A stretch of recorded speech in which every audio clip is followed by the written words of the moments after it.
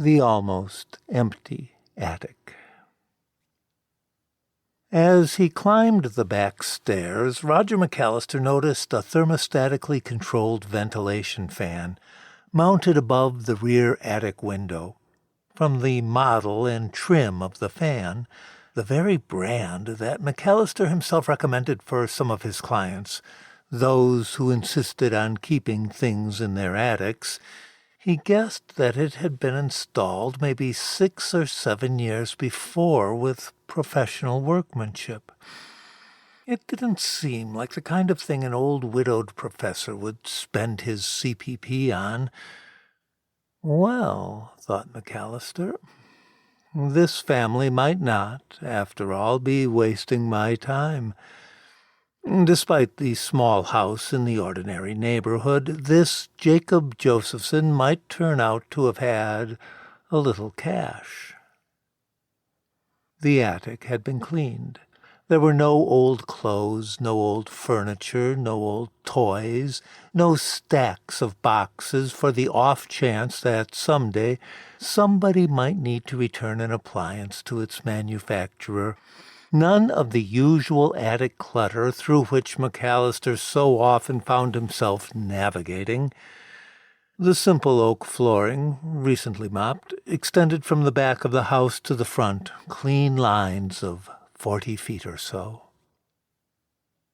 In the middle of this almost empty attic, there were dormer windows on either side, creating little alcoves.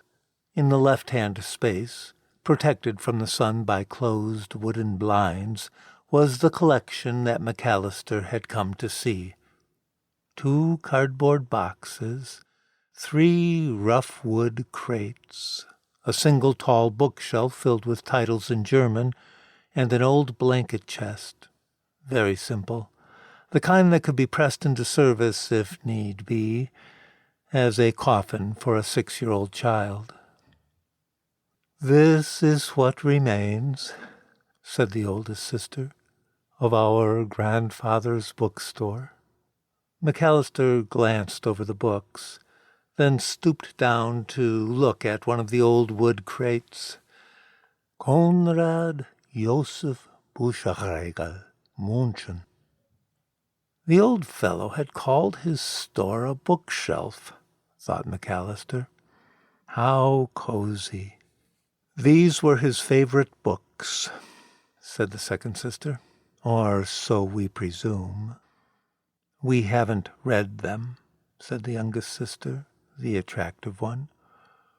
"We don't read German." "And in the boxes, the crates, the chest," said the oldest sister, "there are more books and papers, letters, we think, correspondence."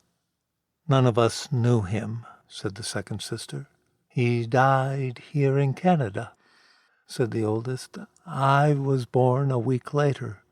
"We haven't touched anything," said the second sister. "We had the workmen set all this to one side when they were cleaning the attic. We told them to put the loose papers in boxes." "The workmen couldn't read German either," said the youngest sister. "We made sure." "You must give me their names," said McAllister, holding her steady gaze. "These workmen who don't read German." Then he looked down at the cardboard boxes. They were identical, with bold modern logos, easy to read without stooping. "J.K.J. Graphics," he said out loud. "Oh, this attic was full of those boxes," the oldest sister said, "before the cleaning. Now they're all in our houses. We'll sort them out. But J.K.J., the initials," said McAllister. "Joseph Conrad Josephson?" "And Jacob Conrad Josephson as well," said the second sister. "Father and grandfather had the same initials, legally, although father never used his middle name. He thought it sounded too—" The youngest sister looked at McAllister. "You know, Aryan. But yes, the name of the business," said the oldest sister. "We've talked about that," said the second sister. "The three of us. We think he wanted the connection to his father," said the third sister. Roger McAllister nodded, as if he were simply absorbing the details of family nomenclature. But behind his polite smile, his head was swimming with calculations, recalibrations, and self-recriminations. For he had just realized to whom he was speaking. These were not just any Josephsons. These were the Josephsons. The modest address had thrown him off his game. He had been treating these women like ordinary middle-class nobodies, when in fact his clients were the very Josephsons who had been so much in the news 3 years before, when they had sold JKJ Graphics, their family business, to a Swedish conglomerate. McAllister could remember the headline quite vividly.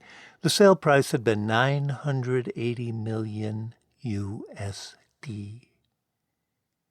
1.4 billion Canadian.